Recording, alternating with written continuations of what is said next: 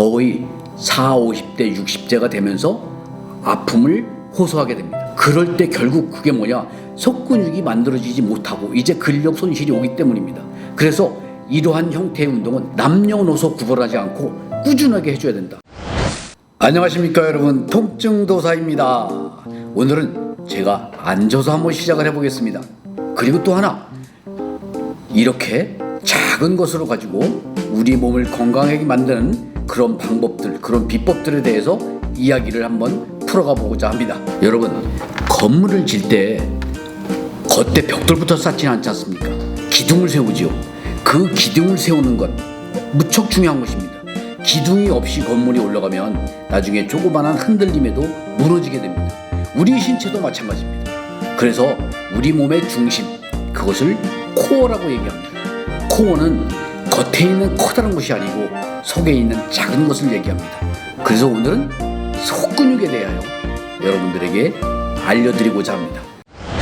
내 몸을 아주 건강하게 만들기 위해서 막 웨이트 트레이닝을 하잖아요. 그럼 근육이 막 이렇게 나오고 그런 부분들에 있어서 어떤 겉모습의 아름다움을 보여준다는 것도 있지만, 만약에 우리가 어떤 운동 수행 능력을 향상시키기 위해서는 어떻게 해야 될까 하는 것입니다. 그것은 바로 속근육을 단단하게 만드는 것입니다. 속근육을 단단하게 만든다는 것은 결국 우리의 몸의 기초를 튼튼히 해서 내 몸을 더 건강하게 만들어가는 것입니다. 골격계와 골격근을 더 튼튼하게 만들면 결국 신체의 움직임에 내가 더 잘 적응할 수 있는, 그리고 부상을 안 당하는, 그리고 적절하게 힘을 쓸 수 있는 능력을 가지게 되는 것입니다. 속근육이라고 하면 우리 몸의 중심을 튼튼하게 하는 근육이다, 이렇게 보시면 될 것 같습니다. 그래서 가장 기본적으로 얘기하는 것이 무엇이냐면 코어 머슬이에요. 코어 머슬은 횡격막, 그리고 복근, 척추 길이근, 내복사근, 외복사근, 골반 기저근, 이런 것들을 이야기를 합니다. 그리고 또 하나, 어깨 쪽에서는 회전근개, 극상근, 극하근, 소원근, 견갑, 하근, 이런 것들이 바로 속근육에 해당되는 것입니다. 자, 그러면 우리가 이러한 속근육들을 운동할 때, 예를 들어서 무게가 있는 아주 큰 10kg 되는 덤벨을 가지고 내가 어깨 운동을 했다, 그 속근육이 강해지느냐? 아닙니다. 그 속근육은 여기 있는 이렇게 작은 무게를 가지고 운동을 해줄 때 그 속근육이 강해지는 것입니다. 만약에 무거운 무게를 가지고 해준다면 그 어깨를 구성하고 있는 큰 근육이 대리작용이라는 것을 일으키게 됩니다. 그래서 우리가 효과를 노리고자 하는 그 작은 근육의 트레이닝을 대리작용으로 큰 근육이 하기 때문에 효과가 반감되는 거죠. 그래서 그러한 속근육을 운동할 때는 이렇게 작은 무게로 해줘야만 되는 것입니다. 여러분, 코어 근육 운동을 할 때 무게를 많이 가지고 하나요? 아닙니다. 바디 웨이트, 내 몸의 무게를 가지고 하죠. 똑같습니다. 속근육은 중량을 가지고 하는 것이 아니고 가벼운 무게, 그리고 내 바디 웨이트, 체중을 이용하거나 중력을 이용한 형태의 운동으로 효과를 누릴 수 있다 하는 것입니다. 이 코어 근육이라는 것은 실질적으로 우리가 어떤 신체 활동을 할 때 중심축을 잡아주는 역할을 하는 것입니다. 그리고 어떤 운동 기능을 향상시키는 역할을 해주는 겁니다. 그만큼 우리 몸의 중심인 것입니다. 그래서 우리 몸을 중심을 강하게 만들면 나머지 붙는 근육들은 더불어 더 쉽게 만들어서 힘을 쓰려고 할 때 더 효율적인 운동 수행 능력을 만들어낼 수 있다. 내 신체의 안정성을 만들어낼 수 있다.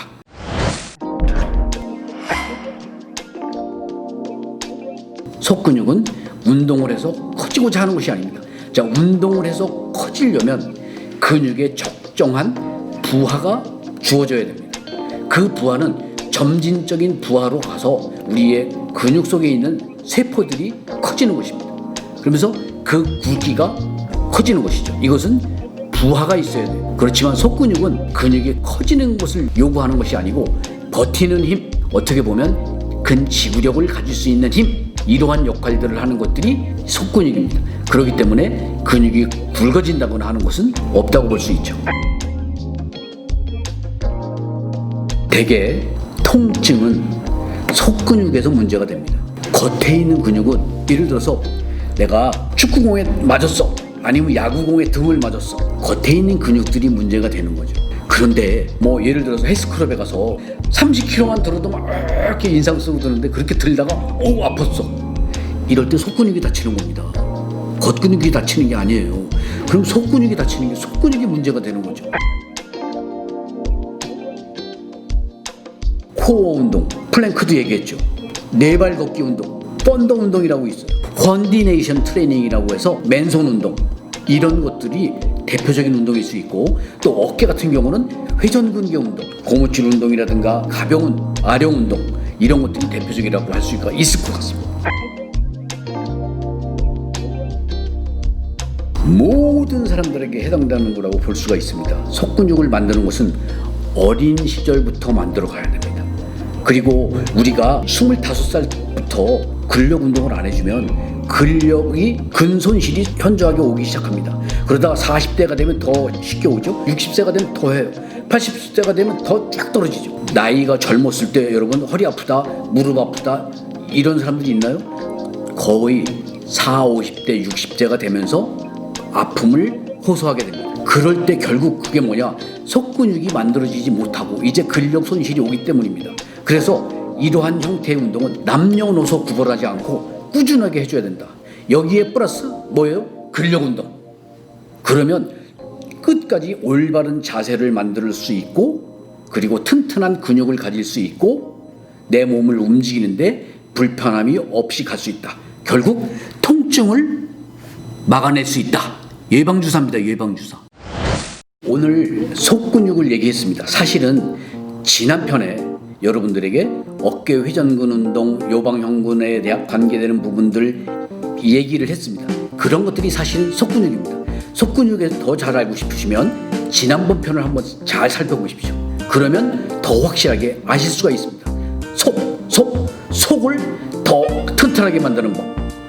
오늘 키포인트였습니다.